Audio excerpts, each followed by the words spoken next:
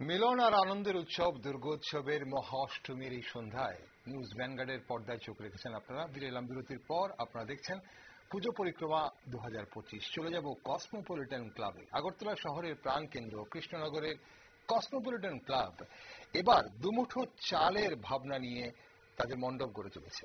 বিভিন্ন কৃষি সামগ্রী, ধান এবং বিভিন্ন কৃষি সামগ্রী দিয়ে কিন্তু তাদের মণ্ডপ খুব সুন্দর করে মণ্ডপ সাজানো হয়েছে এবং ইতিমধ্যে কিন্তু অষ্টমীর সন্ধ্যার মধ্যেই মানুষের মুখে মুখে কসমোপলিটন ক্লাবের কথা ছড়িয়ে পড়েছে।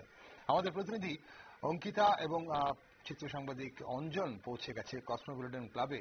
চলুন আমরা দেখি কসমোপলিটন ক্লাবে কি দেখাচ্ছে আমাদের প্রতিনিধিরা। আমরা কিন্তু এই মুহূর্তে চলে এসেছি কসমোপলিটন ক্লাবে। কসমোপলিটন ক্লাব এবার কৃষকদের নিয়ে ঠিক করেছে, অর্থাৎ দুর্মুঠো চাল। দুর্মুঠো চাল কৃষকদের জন্যই মিলে, তাই কৃষকদের যে জীবনযাত্রা এবং তাদের সংগ্রাম একভাবে ফুটিয়ে তোলার চেষ্টা কসমোপলিটন ক্লাবে।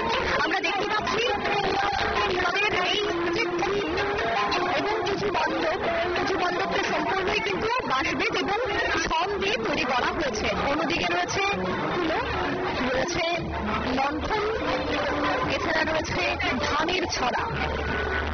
অর্থাৎ আমাদের যে অন্নদাতা কৃষক, সেই কৃষকদের নিয়ে কিন্তু এবারে ঠিক জন্মমদের এই মাটিতেই, মাটির প্রতি সার্থকতা, এই মাটিতেই মায়ের প্রেম, বিশ্ব মায়ের আচরণতা। অর্থাৎ সকল দেশের রানী সেজে আমার জন্মভূমি, আমার ভারত ভূমি। আর ভারত ভূমিতেই কৃষক হচ্ছে অন্যতম। দুমুঠো চালের জন্য সেই কৃষকদের থেকেই কিন্তু আমরা সে অন্ন পাই। এই কৃষকদের সম্মান জানিয়ে তাদের এবারের থিম। কৃষি বাঁচে তো কৃষক বাঁচে, আর কৃষক বাঁচে তো পুরো কৃষি বাঁচে। তাই করোনা তাদেরকে অবহেলা যদি খেতে হয় দুবেলা ভাত, মানুষ মাটির জল, এই তিনি কৃষকের সফল। তাই মানুষ মাটির জল, এই তিনি যখন কৃষক সফল, তাই যদি খেতে চাও দুবেলা ভাত, তবে অবশ্যই কৃষকদের তো সম্মান করতেই হয়। তাই কৃষকদের নিয়ে কিন্তু এবারের একটি, অন্যদিকে লাঙ্গলের যে চাকা, তাও কিন্তু এই প্যান্ডেলে লাগানো হয়েছে। কৃষিকাজ রাজ্যে যদি বলতে হয়, সেক্ষেত্রে রাজ্যে প্রচুর অংশে কৃষিকাজ হয়। এখনো অনেকেই, বিশেষ করে গ্রামাঞ্চলে কৃষি নির্ভর জায়গা রয়েছে, পুরোপুরি একটু কৃষি নির্ভর জায়গা। যে সমস্ত জায়গায় কৃষিকাজ করে থাকে সেখানে দেখা যায় যে পায়ের ঘাম ফেলে সেখানে কিন্তু তারা কৃষিকাজ করে, অর্থাৎ মাথার ঘাম পায়ে ফেলে এই কৃষিকাজ তারা প্রতিনিয়ত করেন, রোদ বৃষ্টি ঝড়কে উপেক্ষা করেন। উপরের যে আমরা দেখতে পাচ্ছি স্ট্রাকচার রয়েছে, সেই স্ট্রাকচারেও কিন্তু কৃষকদেরকে দিয়েই তারা এই গোটা প্যান্ডেলটি তৈরি করেছে। অন্যদিকে প্রচুর মণ্ডপের, যদি আমাকে প্রতিমার দিকে একটু নজর রাখতে হয়, সাজ দিয়ে তৈরি করা হয়েছে প্রতিমা, সাজ দিয়ে সাজানো হয়েছে প্রতিমাকে। অন্যদিকে লাঙ্গল, আমরা দেখতে পাচ্ছি লাঙ্গল, কাঁচি, যা হচ্ছে কৃষকের মূল যন্ত্র। যদিও বর্তমানে প্রযুক্তির যুগে কৃষক এখন ট্রাক্টর থেকে শুরু করে অত্যাধুনিক যন্ত্রপাতি ব্যবহার করে, কিন্তু তারপরে কৃষকদের যে মূল এবং অন্যতম যে উপাদান রয়েছে তাদের কৃষিকাজ করার কাছে, সেই সমস্ত জিনিসও কিন্তু এখানে ফুটিয়ে তোলা হয়েছে।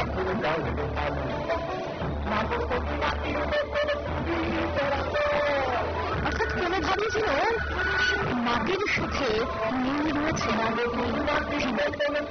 যেখানে ছন ব্যবহার করা হয়েছে, যেখানে ব্যবহার করা হয়েছে গরু দিয়ে যেভাবে চাষ করা হয়, লাঙ্গল, খড় সেখানে রয়েছে। সবটাই কিন্তু খড়, ধান, বাঁশবেত, এই বিষয়গুলি, এই জিনিসপত্র দিয়ে কিন্তু তৈরি করা হয়েছে। এবার আমরা একটু বাইরে যাব এবং আমরা দেখাবো যে বাইরের এই মুহূর্তে কি ছবি রয়েছে, দর্শনার্থীরা কি বলছেন, তাদের কি বক্তব্য আমরা আপনাদের সাথে তুলে ধরবো। তবে আমি আর একজনকে পেয়ে গেছি, কয়টা পুজো দেখলেন এখনো পর্যন্ত? 3-4টা রয়েছে। এটি কৃষকদের সম্মান জানিয়ে এই থিম করা হয়েছে, কি বলবেন? এটা ভালো লেগেছে। যারাই আসছেন তারা কিন্তু বলছেন যে এই থিম অনেকটাই নজর কাড়া এবং একটু ইউনিক তো অবশ্যই রয়েছে। প্রচুর পরিমাণে গরম রয়েছে, ঝাপসা গরম, আর সেই গরমের মধ্যেই কিন্তু বেরিয়ে পড়েছেন প্যান্ডেল হপিং করতে। কয়টা পুজো দেখলেন? আমি অনেকবার করি, আমি দেখি না। দেখেন না? আপনার এই যে পুজো করেন দুর্গা পুজো উপলক্ষে, কেমন লাগে দিনগুলো? সুন্দর। বাঙালিদের সবচেয়ে বড় উৎসব, এই দিনটার জন্য আমরা প্রত্যেকেই অপেক্ষা করি। এই সময়টাতে সব থেকে বেশি আনন্দিত। এই সময়টা তো সবার কিছু আনন্দ। হ্যাঁ, এই সময় তো সবাই জাতি ধর্ম সবাই আনন্দ। একদমই জাতি ধর্ম বর্ণ নির্বিশেষে প্রত্যেকেই কিন্তু এই আনন্দে মেতে ওঠেন। এটা শুধুমাত্র বাঙালিদের উৎসব তা একদমই নয়। আমরা দেখতে পাই জাতি ধর্ম বর্ণ প্রত্যেকে একত্রিত হন এই প্রাণের উৎসবে যোগ দেওয়ার জন্য।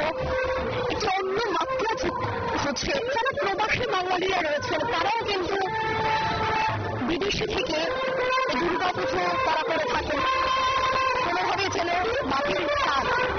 আমরা এই মুহূর্তে ক্লাব কর্মকর্তাকে পেয়ে গেছি। এই যে থিম আপনারা করলেন দুর্গা চাল, এর আসলে কৃষকরা গঙ্গা বৃষ্টি তুফান সহ্য করে আমাদের কিন্তু দুর্নীতি চাল রোজগার করে ওরা। ওদের জন্যই কিন্তু আমরা আজকে ভাত খেতে পারছি। এবারে ভয়াবহ পাঞ্জাবের আমরা পরিস্থিতি দেখেছি, পাঞ্জাবের ভয়াবহ বন্যা, কৃষক ধ্বংস হয়ে গেছে।